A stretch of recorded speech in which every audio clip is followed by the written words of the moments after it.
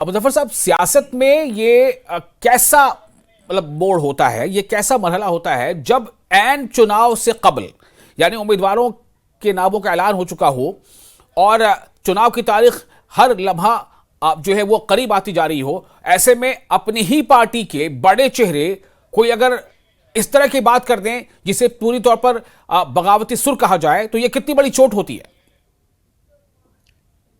मैंने वो स्टेटमेंट सुनी नहीं वसाल साहब। उन्होंने क्या कहा, मैंने शायद मैं मौका नहीं मिला होगा, किसी चैनल पे आया होगा। अच्छा, लेकिन मुझे यकीन नहीं हो रहा कि आपको पता नहीं है। ना, मैं असल में मैं इलाके में था, मैं आज ही पहुंचा वापस, तो अच्छा। मैं सोशल मीडिया से कनेक्ट नहीं रहा वहाँ। हम्म। अगर ऐसी बात है, कोई नाराजगी है, तो ये in house they can sort it out. Hmm. मुझे ये भी पता नहीं कि exactly what words he has used, जी। उन्होंने कहा क्या है उसका तो मुझे पता नहीं है। हम्म। बहरहाल अगर ऐसा है तो मुझे लगता है कि it needs to be sort out. अब जाहिर सी बात है कि जैसे आपने शुरू में कह दिया कि इलेक्शन जो है वो उसका बिगल बज गया है, जो ज़िमनी इंतखाब है उसका हम्म। बिगल बज गया है। और इस स्टेज पे जितनी भी लाइक माइंडेड पार्टीज हैं और जो विद इन पार्टी भी लोग हैं, और जाहिर सी बात है राज्यसभा का इलेक्शन भी है, राज्यसभा के इलेक्शन में भी बहुत सारे परम्यूटेशन एंड एम्प्यूटेशंस होंगी। जाहिर सी बात है उसमें भी मिलके जितनी भी लाइक माइंडेड पार्टीज हैं, जी। those who believe in the secular fabric of this country and those who believes in the secular forces of this country, they must join hand together और उनको मिल के ये इलेक्शन लड़ना चाहिए। जी। आगा साहब एक सीनियर मेंबर हैं पार्टी के, एक नेशनल, मैं हम्म। तो का नहीं हूँ, मैं तो इंडिपेंडेंट हूँ आज। जी। लेकिन he is a most respectable member of the national conference party, मैं उनको जाती तौर जानता हूँ। जी। मुझे लगता है कि वो अगर उनकी कोई नाराजगी होगी भी तो वो सॉर्ट आउट हो जाएगी, कोई इतना बड़ा मामला नहीं होगा। ठीक है। आपको ऐसा लगता है कि शायद ये मामला इतना बड़ा ना हो, लेकिन जाहिर सी बात है कि जो मद्दे मुकाबिल जो पार्टियां हैं, यानी कि बीजेपी, जिसे उम्मीद है कि वो कामयाबी हासिल करेगी, ना कि नेशनल कॉन्फ्रेंस, और नेशनल कॉन्फ्रेंस को लगता है कि वो कामयाबी हासिल कर लेंगे, ना कि बीजेपी। तो जो विपक्षी पार्टी है, यानी कि जो पार्टी मद्दे मुकाबिल है, उसके उसमें तो जाहिर सी बात है कि खुशी का ये लम्हा उसके लिए होना चाहिए। लेकिन फिर भी मैं जानना चाहता हूं कि हमारे साथ पहले जो नेशनल कॉन्फ्रेंस के जो लीडर हैं ताहिर सईद, उनसे जरा जिक्र कर देता हूं, सवाल पूछता हूं कि ताहिर साहब, आप इसको कैसे देख रहे हैं? क्या ये एक महज नाराजगी है, आम सी बात है, या फिर वाकई बहुत गहरी है? अगर ये नाराजगी गहरी है तो इसके बहुत असर हो सकते हैं, क्योंकि बीजेपी को मौका मिला है। बीजेपी कह रही है कि ये तो उमर अब्दुल्ला सरकार की नाकामी है कि उनके अपने ही नेता ऐसी बात कर रहे हैं। देखिए, जहां तक अगर उल्ला साहब का ताल्लुक है, मुझे नहीं हम्म। मालूम कि उनके स्टेटमेंट को किस तरीके से लिया जा रहा है, क्यों हम्म। इतना ज्यादा हाइप दिया जा रहा है। हम्म। हालांकि हकीकत ये है कि आगा साहब जो हैं वो नेशनल कॉन्फ्रेंस के एक सीनियर लीडर हैं, जी। ऑनरेबल एमपी हैं इस वक्त हमारे श्रीनगर के। इससे पहले भी आगा साहब जो है 2 बार नेशनल कॉन्फ्रेंस की टिकट पर एमएलए रह चुके हैं, जी। नेशनल जी। कॉन्फ्रेंस की काबीना के वजीर रह चुके हैं। हाँ। तो वो नेशनल कॉन्फ्रेंस के सीनियर लीडर हैं, बहुत ही इज्जत उनकी की जाती है विद इन हम्म। पार्टी। और अगर उनका कोई मतलब, मुझे लगता है कि अगर कोई कंसर्न भी होगा, हम्म। ये हमें उसको पॉजिटिव सेंस में लेना चाहिए। अगर उनका उनका कोई कंसर्न है, चाहे गवर्नमेंट की फंक्शनिंग के बारे में हो, पार्टी की फंक्शनिंग के बारे में हो, हम्म। अगर अगर उनकी कहीं ऑब्जेक्शंस हैं, कहीं कोई चीज है, तो उसको एक अप्रोप्रिएट प्लेटफॉर्म जो पार्टी के पास जो अवेलेबल प्लेटफॉर्म्स है उस पर डिस्कस करके हल किया जा सकता है, न कि थ्रू मीडिया, न कि मीडिया के जरिए इस पे बहस मुबाहिसा करके इसको इसको कोई गलत दिशा दी जाए, और हमारे जो सियासी मुखालिफिन हैं वो फिर इस चीज का गलत फिर फायदा उठाते हैं। हम्म। तो इसलिए मुझे लगता है कि अप्रोप्रिएट है, क्योंकि आगा साहब, मैंने कहा जहां तक आगा साहब का ताल्लुक है, वो बड़े ही काबिल एहतराम लीडर हैं हमारे, और पार्टी के साथ वाबस्ता है, पार्टी के ऑनरेबल एमएलए है, पार्टी के खिलाफ उन्होंने कोई बात नहीं की है। हाँ, कहीं कहीं पर अगर कहीं ऑब्जेक्शन, और ये मुझे लगता है कि ये खूबसूरती भी जमहूरियत की है। देखिए, अगर कहीं पे किसी की अगर घर में अगर आपके घर में 10 लोग रहते हैं, तो कोई घर का कोई फैसला लेना होगा तो 10 के 10 जो है वो सेम पेज पे नहीं होते हैं। जी। हर एक की अलग अलग राय होती है, और इसको भी उसी नजर से लेना चाहिए। ये हमारी जमहूरियत की भी खूबसूरती है, और नेशनल कॉन्फ्रेंस के पास अप्रोप्रिएट प्लेटफॉर्म्स है विद इन द पार्टी, जहां पर इस तरह के कंसर्न्स को उबारा जा सकता है। ठीक है। लेकिन मुझे ये लगता है कि ताहिर साहब, थोड़ा सा आप कह रहे हैं कि पता नहीं है, जानकारी नहीं है, अगर ऐसा है, अगर वैसा है, तो इसका मतलब यह है कि आप लोगों को पार्टी के अंदर कोऑर्डिनेशन नहीं है। अगर कोऑर्डिनेशन होता, तालमेल होता, अच्छे से सब कुछ पता होता, तो आपको पता होता कि कितनी नाराजगी और क्या वो क्या कहना चाहते हैं। आप ये कहते हैं कि अगर ऐसा है, अगर ऐसा है, इसका मतलब क्या है? जब उनका बयान आ रहा है, जब उनके बयान को हम सुन रहे हैं, सीएम से पूछा है तो वो कहते हैं मुझे जानकारी नहीं है। और आप ये भी जानते हैं, ये हम बता दें अपने नाज़रीन को, कि बडगाम जो हल्का असेंबली हल्का है, उसमें आगा सैयद रूहुल्लाह की काफी पकड़ है। वहां उनके जो भी कह लें, उनके हिमायती या उनके पैरोकार अच्छी खासी तादाद में है। वो अगर चाह लें तो आपके लिए मुश्किल हो जाएगी। ये आप जानते हैं ना ताहिर साहब, कि नहीं जानते हैं? नहीं बिल्कुल देखिए, मैंने ये नहीं कहा। देखिए, मैंने कहा कि आगा साहब हमारे बड़े लीडर हैं, इसमें कोई शक नहीं है। वो बड़गाम से ही 2 बार एमएलए रह चुके हैं। जिस कॉन्स्टिट्यूंसी में बाई इलेक्शन हो रहा है, आगा साहब खुद उस कॉन्स्टिट्यूंसी में जो है 2 बार वो एमएलए रह चुके हैं। और इसमें कोई शक नहीं है कि उनका एक ना मजहबी असर रसूख भी है, सियासी असर रसूख भी है। 2 बार वहां एमएलए रह चुके हैं, इस वक्त भी एमपी हैं। तो उनके असर रसूख से किसी को इनकार नहीं किया जा सकता। लेकिन हम कहते हैं कि अगर उन्हें किसी तरीके की कोई नाराजगी है, उसके लिए अप्रोप्रिएट प्लेटफॉर्म जो है वो मीडिया नहीं है, बल्कि वो पार्टी बात यह है कि नाराजगी अगर उनकी है तो ये नाराजगी की कोई वजह है, कोई बुनियाद है। इसका मतलब है कि अवामी सतह पर नाराजगी है, और अगर अवामी सतह पर नाराजगी है तो फिर इसको बीजेपी कैसे भुनाती है? मैं साहिल भट्ट के पास जाना चाहता हूं। साहिल भट्ट, क्या मैं आपका इस्तेमाल करते हुए आपसे सवाल रखूंगा सामने कि चुनाव से ठीक पहले उम्मीदवारों का ऐलान हो चुका है, तारीख जो है करीब आती जा रही है। ऐसे में बीजेपी के लिए यह कितना बड़ा कहीं ना कहीं एक तोहफा है कि अपोजिशन, जो प्राइम अपोजिशन पार्टी है, उसके अपने ही आपस में ही जो है एक तरह से जो है नाराजगी और सिर पिटवल चल रहा है। साहिल। विशाल साहब, देखिए, एक चीज तो मैं वाज़िह तौर बता दूं कि ये कोई तोहफा तो नहीं है भारतीय जनता पार्टी के लिए। भारतीय जनता पार्टी पिछले 1 साल से हर टाइम पे और बार बार चिल्ला कर यही बात बोल रही है कि जो लोगों की नाराजगी है towards national conference, towards the government, वो अब खुले आईने की तरह जो है लोगों सबके सामने है, चाहे वो मीडिया के थ्रू हो, चाहे वो किसी और प्लेटफॉर्म के थ्रू हो। मैं ताहिर साहब की बात अभी सुन रहा हूं, कहीं ना कहीं ये खुद इकरार इस बात का कर रहे हैं कि नाराजगी है। अगर आपके एक सिटिंग एमपी जिनका होल्ड बहुत एक नहीं कई कॉन्स्टिट्यूंसीज पे है जी, और उनकी कैंपेनिंग की वजह से ही आप जो है अभी कुछ सीटें वहां उस इलाके से निकाल पाए हैं, तो वो अपने पॉलिटिकल कैरियर को नजरअंदाज नहीं कर सकते। अपने पॉलिटिकल कैरियर को जो लोग उनके साथ है उनके साथ इस्तेसाल नहीं करना चाहते। देखिए, ये सीधी सी बात है।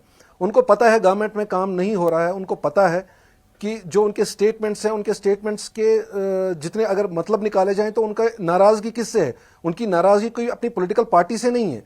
उनकी नाराजगी है कि जो लोगों के साथ हमने प्रोमिसेस किए हैं, वी फेल टू डिलीवर, हम लोग डिलीवर नहीं कर पाए और मैं अपने लोगों को जवाब नहीं दे पा रहा हूं।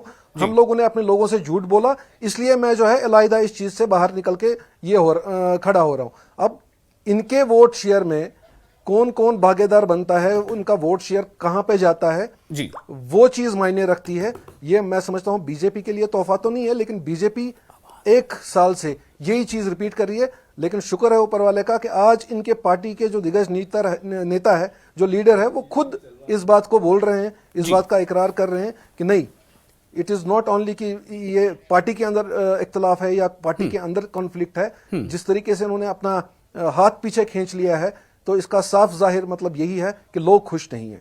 ठीक है मुजफ्फर साहब, मैं ये सवाल आपसे करूंगा और मैं चाहूंगा कि आप उसका बहुत ही जेन्युइन जवाब दीजिएगा।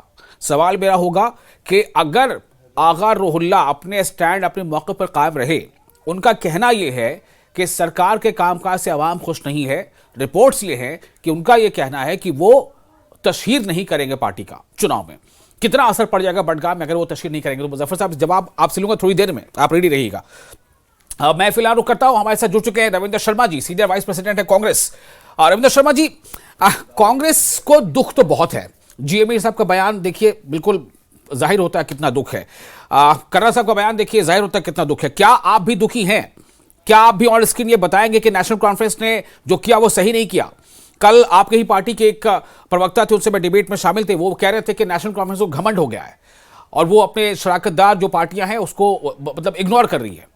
रविंद्र शर्मा जी, क्या है कांग्रेस का स्टैंड, क्या है? कांग्रेस कहां है इस चुनाव में? राज्यसभा का चुनाव है, अब कहां है कांग्रेस इसमें?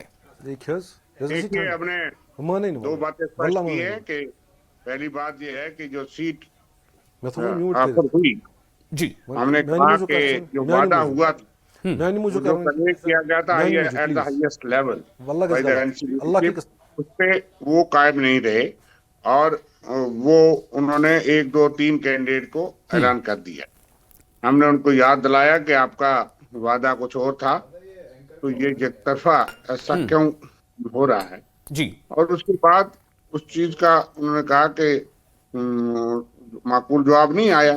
तो हम एक सीट या 2 सीट, आज भी 150 एमपी हमारे पास हैं। जी। रीजनल पार्टी की मजबूरी होती है कि 2, 3, 4 सीटें कोई आती हैं राज्यसभा में, तो मैं समझता हूं कि इसका बेहतर हल भी हो सकता था जी। हाँ, लेकिन जो हुआ नहीं। हाँ। और ऐलान करने से पहले भी मशावरात होती है, कंसल्टेशन होती है, एक म्यूचुअल रिस्पेक्ट भी होती है कि उस पर बातचीत हो जाती। तो नेशनल कॉन्फ्रेंस से ज्यादा कांग्रेस का चांस था चौथी सीट पे भी, क्योंकि हमारे पास वो लोग भी हैं जो इनके साथ यहाँ कोलिशन में नहीं है, इंडिया ब्लॉक का हिस्सा है। लेकिन शायद जो तरीकाकार था वो हमने मुनासिब नहीं समझा और हाईएस्ट लीडरशिप से बात करने के बाद अगर कोई मन बदला था या कोई मजबूरी आई थी तो उसमें बात हो सकती थी। तो इसलिए हमने ये मुनासिब समझा कि उस सीट पे ना लड़ा जाए और नेशनल कॉन्फ्रेंस के खेमे छोड़ दी जाए। 3 सीटें नेशनल कॉन्फ्रेंस तो हमारे बोया जीत सकती थी, उसमें कोई आज भी जीत सकती है और जीतेगी, ये हमारा मानना है। बीजेपी झूठे खोखले दावे कर रही है। 1 नंबर रविंदर जी कैसे जीतेगी? सवाल ये, सज्जाद लोन जो है वो अपने तेवर दिखा रहे, वो कह रहे हैं कि शायद वो वोट भी ना डाले। अगर कांग्रेस का कोई कैंडिडेट होता तो वो वोट डालते, तो क्या कांग्रेस के भी तमाम एमएलए वोट डालेंगे, नहीं डालेंगे, मतलब क्या है मामला? अब आप आगे, मैंने कहा पहली और दूसरी सीट पे 45 वोट कहां से लाएगी बीजेपी? ये दावा करना ही एंटी डेमोक्रेटिक है। एक समान करना चाहिए कि एक पार्टी के पास 41 अपने वोट है और भी इंडिपेंडेंस की सपोर्ट है, कोलिशन में वो अपने बलबूते पे हमारी स्टेबिलिटी देती है उस कोलिशन को, और हमारा मकसद बीजेपी के आरएसएस के मंसूबों को फेल करना है। लेकिन जिस तरह से हुआ है उससे थोड़ा काम और मुश्किल हो गया है। और बाकी अलाइज जो बाकी लोग नॉन बीजेपी हैं जिनका स्टैंड बीजेपी आरएसएस के खिलाफ रहता है उनको अगर साथ ले लेगी कांग्रेस पार्टी ने ये नहीं कहा कि हम मतदान में हिस्सा नहीं लेंगे या मतदान नहीं करेंगे, उस पर फैसला होगा। लेकिन हमने ये एक मैसेज दिया कि ये थोड़ा कोलिशन धर्मा और कल्चर के मुनासिब नहीं है, इसलिए इसका मतलब और मत निकालिए। और हमने ये भी कहा नगरोटा और बड़गाम से हमारे से बात करिए, क्योंकि हमारा मकसद। रविंदर जी चर्चा तो यहां तक हो रही है कि इत्तेहाद आपका खत्म हो जाएगा, नेशनल कॉन्फ्रेंस और कांग्रेस का इत्तेहाद शायद खत्म हो जाए। देखिए ये चर्चा तो रहेगी, जब ऐसा कुछ होगा तो चर्चा हो जाती है। लेकिन हमने कहा कि फिलहाल जो है हम इत्तेहाद में हैं, हम कोलिशन गवर्नमेंट को स्टेबिलिटी दे, हम कोई चोर दरवाजा कोई दूसरा दरवाजा नहीं खोलना देना चाहते जिससे बीजेपी और मंसूबों में कामयाब। जैसे आज वो दावा कर रहे हैं जिस सीट पे उनके पास 28 हैं। साहिल जी आपको ये सुन के कैसा लगता है कि आपस में लड़ते तो हैं लेकिन फिर ये कहते हैं कि नहीं बीजेपी को दूर रखना है इसलिए हम एकजुट हो जाएंगे? साहिल भट्ट, क्या है ये मजबूरी बीजेपी के लिए, क्या ये चुनौती है?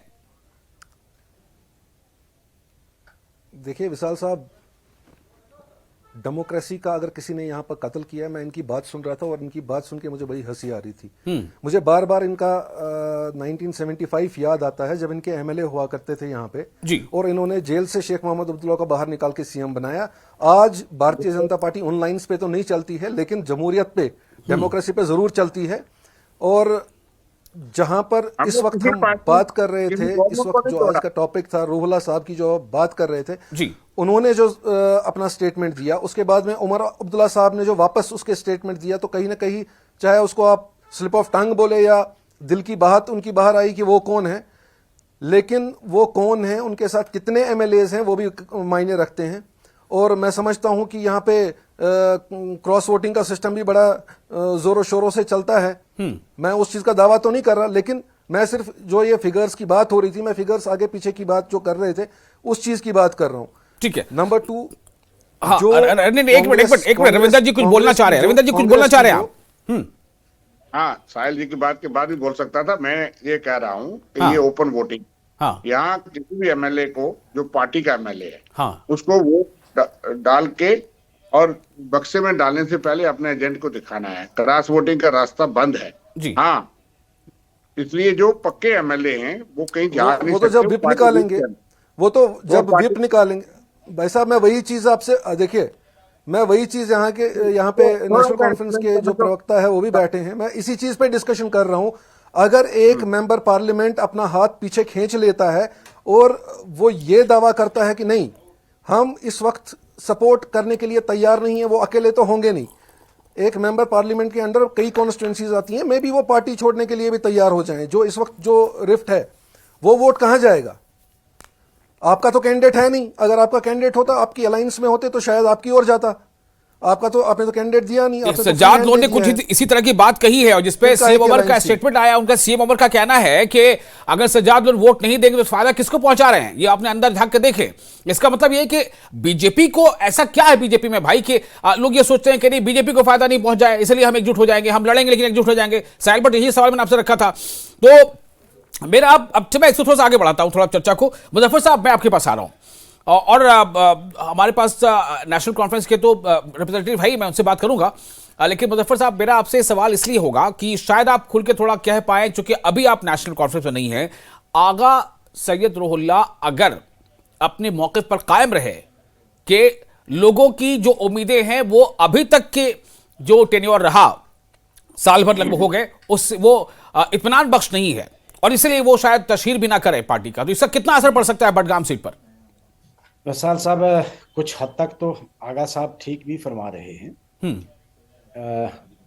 अगर आप देखेंगे तो ये चीज़ जो है बहुत सारे जो हमारे एमएलएज हैं वो भी फील करते हैं। उसकी एक वजह है, वजह ये है कि वी आर इन यूटी। हम इससे पहले स्टेट की गवर्नमेंट को देखते रहे, स्टेट लेजिस्लेचर्स को देखते रहे, इस बार हम यूटी की मिनिस्टर्स को देख रहे हैं और यूटी की कैबिनेट को देख रहे हैं। उसमें मुश्किलात भी हैं, इसमें कोई दो राय नहीं। जब तक ये स्टेट वापस नहीं आती तब तक ये मुश्किलात रहेंगी। एफिशिएंसी पे फर्क पड़ा है, एडमिनिस्ट्रेशन की एफिशिएंसी पे, because of the dual control.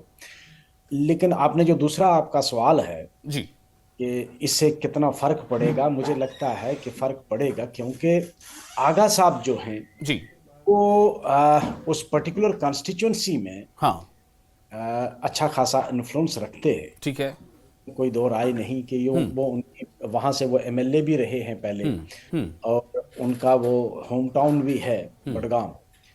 तो अगर वो जाहिर सी बात है अगर वो कैंपेन नहीं करते हैं तो नुकसान हो सकता है। जो मेरा अपनी पर्सनल असेसमेंट है, I may be right I may be wrong, लेकिन मेरी जो पर्सनल असेसमेंट है, जिस तरह अगर उन्होंने ये कहा है कि मैं कैंपेन नहीं करूँगा तो दैट इंडिकेट्स के भाई ही इज नॉट हैप्पी। तो मुझे लगता है कि उनको ही needs to be taken into loop. ठीक है ताहिर सईद, मैं आपके पास आ रहा हूं। असर पड़ेगा और अच्छा खासा असर पड़ जाएगा। आप ये भी कह चुके हैं कि आगा सैयद रुहुल्ला का काफी इंपैक्ट है, तो अगर हम ज़िमनी इंतखाब बडगाम सीट की बात कर लें तो क्या नेशनल कॉन्फ्रेंस के लिए बहुत भारी पड़ जाएगा ये? क्या कश्ती डूबने का खतरा है? कैसे मनाएंगे? देखिए विशाल भाई, मुझे आगा साहब के बारे में जितनी बात करनी थी, आगा साहब के बारे में जितना कुछ कहना था, मुझे लगता है कि मैंने अपने ओपनिंग रिमार्क्स में कह दिया है। और मैंने आपको पहले भी कहा है, मैंने कहा कि अगर आगा साहब का कोई कंसर्न है उसके लिए उनके पास पार्टी एक एप्रोप्रिएट प्लेटफॉर्म है जहां पे वो अपना कंसर्न जो है वो दिखा सकते हैं। ठीक है, जो भी कुछ होगा तो उससे ज्यादा इसके आगा साहब के बारे में मैं कोई कमेंट नहीं करना चाहूंगा। ठीक है, सज्जाद लोन कह रहे हैं कि कांग्रेस को मुनासिब जगह पर कैंडिडेचर नहीं मिला और अब तो खैर है ही नहीं वो रेस में, मतलब उनके तो कोई कैंडिडेट ही नहीं है, अब तो चारों एनसी के हैं। तो अगर कांग्रेस को मिलता तो मैं वोट देता, यानी कि मतलब ये है कि अगर मिलता तो वोट देता, या इसका मतलब ये कि वो वोट अब नहीं देंगे। तो ऐसे और भी आवाजें आ सकती हैं। कितना नुकसान होगा इससे नेशनल कॉन्फ्रेंस को? देखिए, जहां तक देखिए हमें उम्मीद है कि जो भी प्रो जम्मू कश्मीर है, प्रो कश्मीर पार्टीज हैं, जो बीजेपी के उस तंजीम के खिलाफ खड़ा होना चाहते हैं, जिन्होंने जम्मू कश्मीर को डिसएम्पावर किया, जम्मू कश्मीर के लोगों को डिसएनफ्रेंचाइज करने की कोशिश की, जम्मू कश्मीर को डिवाइड किया, जम्मू कश्मीर को जो है इतना ज्यादा नुकसान पहुंचाया पिछले 5 साल में। हमें उम्मीद है कि वो सब, चाहे वो इंडिविजुअल हैं या पार्टीज हैं, हमें उम्मीद है कि वो सब पार्टीज जो है वो इस वक्त बीजेपी के खिलाफ खड़े होकर नेशनल कॉन्फ्रेंस का सपोर्ट करेंगे। वो सब पार्टियां मैं सब पार्टियों से उम्मीद करूंगा कि वो अपनी जमीर की आवाज को सुने। जी आप उम्मीद करें, अच्छी बात है, लेकिन अभी रविंद्र शर्मा जी यहाँ मौजूद है, कांग्रेस के सीनियर लीडर हैं, बहुत तजुर्बेकार है। वो ये कह रहे हैं कि जो एक कोalition का जो अपना एक धर्म होता है, जो उसकी मोरालिटीज होती है, उसको अपनाया नहीं गया। कंसल्टेशन नहीं किया गया, कॉन्फिडेंस नहीं लिया गया, बातचीत नहीं की गई। ऐसी बात नहीं है। देखिए भाई, देखिए देखिए तो क्या रविंदर जी झूठ बोल रहे हैं? क्या रविंद्र शर्मा जी झूठ बोल रहे हैं? और मौजूद है हमारे साथ अभी चर्चा में ताहिर। ये देखिए, जहां तक कंसल्टेशन का सवाल है, बाकायदा तौर पे कोलिशन में अपना तरीकेकार होता है कंसल्टेशन का, और जो कांग्रेस को जो चौथी सीट दी गई थी वो सोच समझ कर दी गई थी, जिसका खुद एतराफ अभी रविंद्र शर्मा साहब ने भी खुद किया कि इनके चांसेस जो है ज्यादा बनते थे उस सीट पे जीतने के, क्योंकि कुछ ऐसी पार्टीज हैं जो नेशनल लेवल पर शायद इंडिया अलायंस का हिस्सा भी हैं, उनके वोट भी इनको आसानी से मिल सकते थे। या जैसे सजाद लोन साहब ने भी आज कहा कि चलो खैर बहरहाल उसमें कितनी सदाकत थी, बेनिफिट ऑफ डाउट मैं उनको दे देता हूं। चलो अगर हम कहेंगे कि उन्होंने सच ही कहा, हाइपोथेटिकली सेइंग उन्होंने सच ही कहा, तो इनको सजाद लोन का भी वोट मिल जाता, तो फिर तो कांग्रेस तो आराम से वो चौथी सीट जो है वो तो जीत जाती। मतलब इसके लिए तो उनको कोई जदोजहद करने की कोई जरूरत ही नहीं थी, क्योंकि इनके पास तो कोलिशन के तकरीबन 20 से चलिए, ज्यादा वक्त हमारे वोट पास थे। कम बचा है। आपने जो बात कही मैं समझ गया। अब मैं चाहूंगा फाइनल रिमार्क्स ले लूं जरा, 20 सेकंड दे पाऊंगा आप तमाम लोगों को। साहिल, आपसे शुरू करते हैं। राहें कितनी आसान है बीजेपी के लिए? दावा तो 3 सीटों पर है, उम्मीदवार भी 3 सीटों पर राज्यसभा में, लेकिन क्या यह आसानी से हो जाएगा? साहिल 20 सेकंड, टाइम कम है। देखिए विशाल साहब, जैसा मैं पहले भी बोल चुका हूं कि भारतीय जनता पार्टी जीतने और हारने में जो है विश्वास नहीं रखती है। भारतीय जनता पार्टी सिर्फ इस चीज पे विश्वास रखती है कि वो किस तरीके से लोगों को ग्राउंड लेवल पे, ग्राउंड जीरो पे राहत पहुंचाए। वो जीत के पहुंचाए या बिना जीत के पहुंचाए, भारतीय जनता पार्टी हमेशा लोगों के हित में, खास तौर पे जम्मू कश्मीर और कश्मीरी लोगों के हित में जो है काम करती आई है। और मैं समझता हूं कि आजकल के हालात देख के ये लोग, यहाँ की आवाम भी समझती हैं, फॉर जो कॉन्स्टिट्यूंसीज में अभी असेंबली बाई इलेक्शंस हो रहे हैं उसमें ध्यान रखते हुए वो लोग वोट करेंगे। और जहां तक राज्यसभा की बात है वो भी उस दिन पता चल जाएगा जिस दिन वोटिंग हो। Ravindra Sharma ji, final comment from your side. क्या ये नाराजगी जो है वो कोई बड़ा नतीजा ले आएगी उलट, या फिर ये कि ये मैनेजेबल है, मना लिया जाएगा आपको भी? देखिए, बात यह है कि मैंने पहले ही कहा कि हमको ऐसा काम करने वाली जिससे बीजेपी उसको फायदा हो, लेकिन बात यह है कि ये अब जो कहते हैं कि हमने बेहतर समझा कि कांग्रेस रहे, वो हो सकता था बेहतर, लेकिन ये है कि हमने कहा कि हमारे चांसेस ज्यादा थे। लेकिन जो मैंने पहले ही कहा कि आप खुद ही सोचते रहे हमारा फायदा, तो हमसे भी पूछ लिया होता। अगर पहले कहा सेफ सीट, फिर ये करना नहीं चाहिए था। अगर ये किया तो हमने बड़े विनम्र तरीके से वो सीट वापस कर दी। हम इनके साथ हैं, अभी वोटिंग का फैसला नहीं हुआ, लेकिन हम देख रहे हैं बाकी लोग क्या कर रहे हैं। एक ही सीट पे कंटेस्ट है, तो उस सीट पे ब्लॉक कंटेस्ट है, और जिस तरह के स्वर आ रहे हैं पार्टी के अंदर से बाहर से, हमें नहीं लगता कि वो सीट सेफ है। लेकिन हम ऐसा कुछ नहीं करेंगे जिससे बीजेपी को फायदा हो, लेकिन नगरपालिका और बडगाम पे भी बात होनी चाहिए कांग्रेस से। ठीक है, मुजफ्फर साहब अपने तजुर्बे से बताएं, क्या रोहिल्ला साहब मान जाएंगे? मुझे उम्मीद है कि वो अगर उनकी कोई नाराजगी होगी तो सॉर्ट आउट कर लेंगे, क्योंकि इस स्टेज पे ये पार्टी के हक में भी नहीं होगा और उनकी जाति हक में भी नहीं होगा। जहां तक रहा राज्यसभा का सीट का, तो मुझे नहीं लगता कि बीजेपी वहां कोई कामयाब हो पाएगी एक सीट पर भी। चलिए, बहुत शुक्रिया आप तमाम लोगों का इस खास मौजू